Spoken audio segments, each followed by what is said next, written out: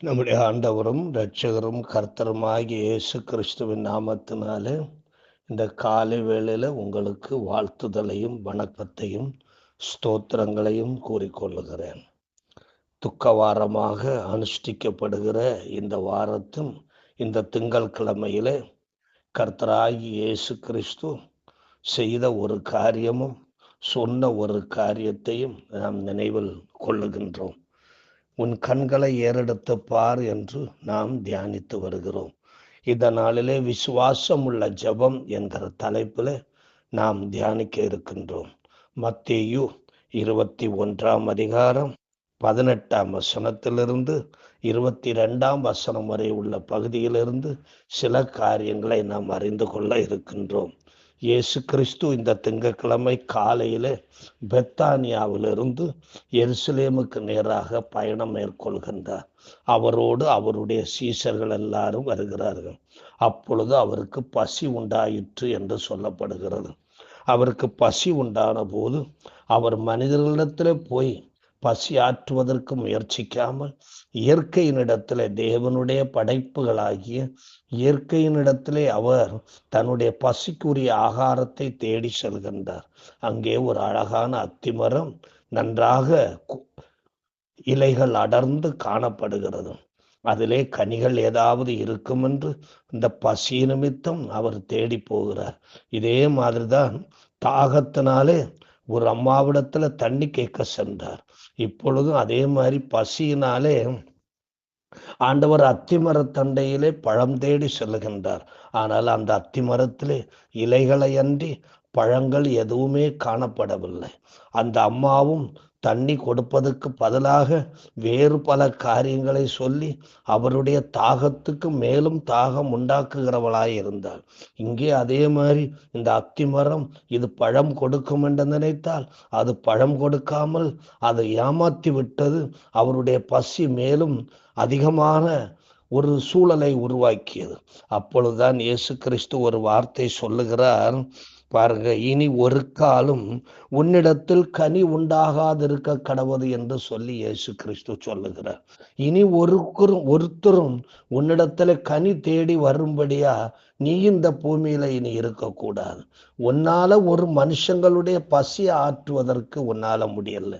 உன்னை படைத்த தேவனாகிய நான், உன்னை படைத்த தேவகுமாரனாகிய நான் பசி தேடி வந்த பொழுது எனக்கு பசியை போர்க்கும்படியான ஆகாரத்தை கொடுக்க முடியாவிட்டால் இனி இந்த பூமியிலே நீ ஒருவருக்கும் ஆகாரம் கொடுக்க கூடாது, பழம் கொடுக்க கூடாது என்று சொல்லி ஆண்டவர் அந்த வார்த்தையை சொல்லி முடிக்கின்றார். அப்பொழுது அந்த அத்திமரம் பட்டு போயிற்று என்று நாம் பார்க்கிறோம்.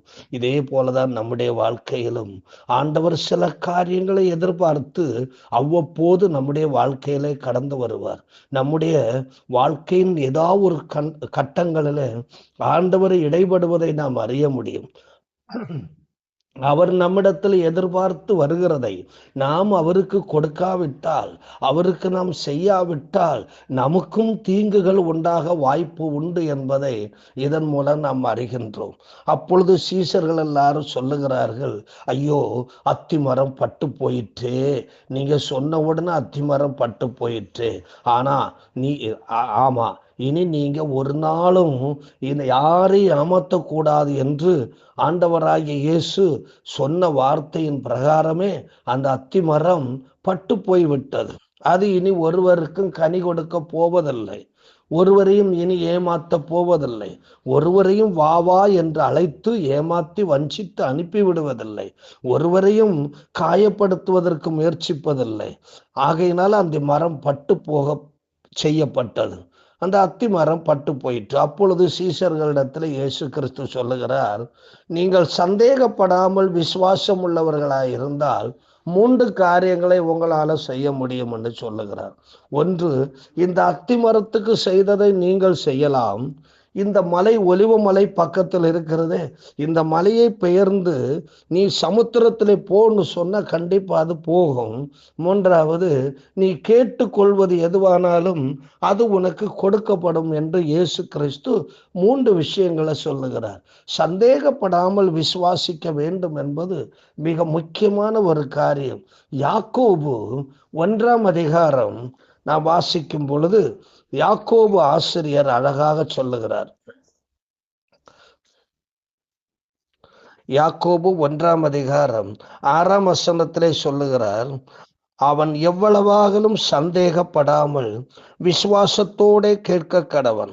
சந்தேகப்படுகிறவன் காற்றினால் அடிபட்டு அலைகிற கடலின் அலைக்கு ஒப்பாயிருக்கிறான்.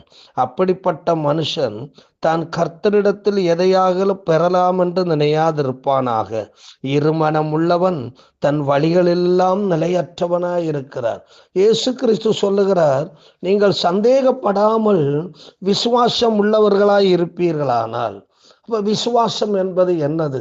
எபிரேயர் 11:1 சொல்லுகிறது, நம்பப்படுகிறவைகளின் உறுதியும் காணப்படாதவைகளின் நிச்சயமாயிருக்கிறது என்று சொல்லுகிறது. எபிரேயர் 12:1 அது தேவன் நமக்குள் வைக்கக்கூடிய ஒரு கிருபையின் விசேஷமாகும். விசுவாசத்தை அவரே நமக்குள் துவங்குகிறார். அவர் முடிப்பது வரையிலும் அந்த விசுவாசம் நமக்குள்ளே இருக்க வேண்டும். விசுவாசம் என்பதை நாம் இன்னும் சற்று விரிவாக பார்க்கும் பொழுது, இயேசு தேவனுடைய குமாரனாகிய கிறிஸ்து என்று அறிந்து நம்பி விசுவாசித்து நடைமுறைப்படுத்துவதுதான் விசுவாசம் என்று அறியப்படுகிறது. ஏனென்றால் தேவனுடைய குமாரனாக வந்த இயேசுவை மேசியாவாகிய கிறிஸ்து என்று இஸ்ராயலர்கள் ஏற்றுக்கொள்ளவில்லை. அப்படி நீங்கள் இந்த இயேசுவை ஏற்றுக்கொள்ள வேண்டும். ஏன் மேலும் இந்த மேசியா வந்து அற்புதங்களையும் அடையாளங்களையும் செய்வார், பெரிய பெரிய காரியங்களை செய்வார் என்று இஸ்ராயேலர் நம்பி இருந்தார்கள். அதே போல நீங்களும் அந்த நம்பிக்கைக்கு ஏற்றபடியாக நானே தான் மேசியா என்று நீங்கள் நம்பி, நான் செய்கிற ஒவ்வொரு காரியங்களும் அது மேசியாவை கிறிஸ்துவை வெளிப்படுத்துகிறது என்று நீங்கள் அறிந்து கொள்வதும் இந்த விசுவாசமாகும் என்று சொல்லுகிறார். இயேசு தேவன் என்ன செய்தாரோ அதை அப்படியே செய்தார். தேவன் என்ன பேசினாரோ அதை அப்படியே பேசினார். இதுதான் இயேசு தேவன் மேல் வைத்த விசுவாசமாய் இருந்தது. அப்படி தேவன் சொல்லுவதையும் தேவன் செய்வதையும் தேவன் செய்யும்படியாய் கட்டளையிடுவதையும் அறிந்து கொள்வதற்கு இயேசு கிறிஸ்து ஜெப முறையை பயன்படுத்தினார். அவருடைய ஜெபம் அதீதமானதா இருந்தது. அந்த ஜெபத்தின் மூலமாகத்தான் தந்தையினுடைய வாக்குகளையும் தந்தையினுடைய கட்டளைகளையும் தந்தையினுடைய செயலையும் அவர் கண்டு அதை அப்படியே செய்து அந்த விசுவாசத்தின் நீரோட்டத்தில் அவைகளை நிறைவேற்றினார். அதே போல நாமும் கூட கர்த்தராகிய இயேசு கிறிஸ்து நமக்கு கற்பிப்பதையும் கர்த்தராகிய இயேசு கிறிஸ்து நமக்கு செய்ய சொல்லுவதையும் கர்த்தராகிய இயேசு கிறிஸ்து நமக்கு முன்பதாக செய்வதையும் பார்த்து அறிவதற்கு ஜெபத்தை நான் பயன்படுத்துவோம் என்றால், ஜெபத்தின் மூலமாய் அவைகளை அறிந்து கொள்வோம் என்றால், இயேசு கிறிஸ்துவை போல நாமும் அத்திமரத்தை பட்டு போக பண்ண முடியும், மலையை பெயர்ந்து போக பண்ண முடியும், நாம் கேட்கிற காரியங்களை பெற்றுக்கொள்ள முடியும். சந்தேகம் என்பது இயேசுவை போல இயேசு செய்வதை நாம் செய்வதை செய்யும்படியாக அறியாதிருப்பது, இயேசு சொல்லுவதை நாம் கேட்காதிருப்பது. ஏனென்றால் இயேசு தேவனுடைய குமாரன் என்று விசுவாசித்தால் கண்டிப்பா இயேசு பிதாவினிடத்துல போய் கேட்டறிந்தது போல நாமும் இயேசுவினிடத்துல போய் கேட்டறிவோம். ஒருவருக்கு நாம் எவ்வளவு உயர்வான இடம் நமக்குள் கொடுக்கிறோமோ அவர்கள் சொல்வதைத்தான் அவர்கள் செய்வதைத்தான் அவர்கள் முறைமைகளைத்தான் நாம் பின்பற்றுவோம். இதுதான் விசுவாச வாழ்க்கையாகும். நாம் இயேசுவுக்கு எல்லாவற்றிலும் முதலிடம் கொடுத்து இயேசுவையே நாம் பிரதானமாக நமக்குள்ளே கொள்வோம் என்றால், அவர் என்ன சொல்லுகிறாரோ அதையே நாம் செய்வோம். அவர் என்ன செய்கிறாரோ அதைத்தான் நாம் செய்வோம். அவர் என்ன செய்யும்படியாக நமக்கு கட்டளை இடுகிறாரோ அதையே தான் நாம் செய்வோம். அதைத்தான் இங்கு இயேசுவும் சீஷரிடத்தில் சொல்லுகிறார், நீங்கள் சந்தேகப்படாமல் விசுவாசம் உள்ளவர்களாயிருந்தால் இந்த அத்தி மரத்திற்கு செய்ததை நீங்கள் செய்வதும் அல்லாமல் இந்த மலையை பார்த்து நீ பெயர்ந்து சமுத்திரத்திலே தள்ளுண்டு போ என்று சொன்னாலும் அப்படியே ஆகும் என்று மெய்யாகவே உங்களுக்கு சொல்லுகிறேன். நீங்கள் விசுவாசம் உள்ளவர்களாய் ஜபத்திலே எவைகளை கேட்பீர்களோ அவைகளை எல்லாம் பெறுவீர்கள். இயேசு கிறிஸ்து நமக்கு கற்பிப்பதை நாம் அப்படியே செய்யும் போது நாம் வெற்றியுள்ள வாழ்க்கை வாழ முடியும். இயேசு நமக்கு காண்பிப்பதை நாம் அப்படியே செய்து பழகும் பொழுது நாம் வெற்றியுள்ள வாழ்க்கை வாழ முடியும். இயேசுநாதர் நமக்கு கற்பிப்பதை நாம் செய்து பழகுவோம் என்றால் அவர் நடந்த வழியிலே நாம் நடக்கிறவர்களாவோம். அவர் காட்டுகிற வழியிலே நாம் நடக்குகிறவர்களாகவும் அவரையே அது நம்முடைய வாழ்க்கையிலே வெற்றியின் வாழ்க்கையாக மாறுகிறது. அன்பான தேவனுடைய ஜனமே, நாம் சந்தேகப்படாமல் கர்த்தராகிய இயேசு கிறிஸ்து தேவனுடைய குமாரனாகிய கிறிஸ்து என்றும் அவர் மேசியாவாக வந்து அவ்வளவு அற்புதங்களை செய்கிறவர் என்றும் நாம் சந்தேகப்படாமல் விசுவாசித்தார் நம்மாலும் இயேசு கிறிஸ்து செய்தவைகளை நாமும் நிறைவேற்ற முடியும். அத்திமரங்களை பட்டு போக பண்ண முடியும். பலனற்ற எந்த ஒன்றையும் நாம் கட்டுப்படுத்த முடியும். முரட்டு குணமுள்ளவைகளை கட்டுப்படுத்த முடியும். நமக்கு எதிராக எழும்புகிற மலைகளை தகர்க்க முடியும். நமக்கு எதிராக எழும்புகிற தடைகளை உடைக்க முடியும். நமக்கு எதிராக எழும்புகின்ற எந்த அரண்களையும் நிர்மூலமாக்க முடியும். நமக்கு முன்னாடி இருக்கக்கூடிய எந்த ஒன்றும் இல்லாத நிலைமையையும் எல்லாம் உள்ள நிலைமையாக மாற்ற முடியும். நாம் எதை கேட்டாலும் ஆண்டவர் நமக்கு அதை செய்வதற்கு அவர் விருப்பம் உள்ளவராயிருக்கிறார். அவர் நமக்குள் இருப்பாரானால், நாம் அவரோடு இணைந்து இருப்போமானால், நாம் கேட்பவைகள் எல்லாவற்றையும் அவர் தருவதற்கு சித்தம் உள்ளவராயிருக்கிறார். அன்பு நிறைந்த ஆண்டவரே, இந்த காலை வேளையில் உண்மை நாங்கள் நன்றியோடு ஸ்தோத்திரிக்கிறோம்.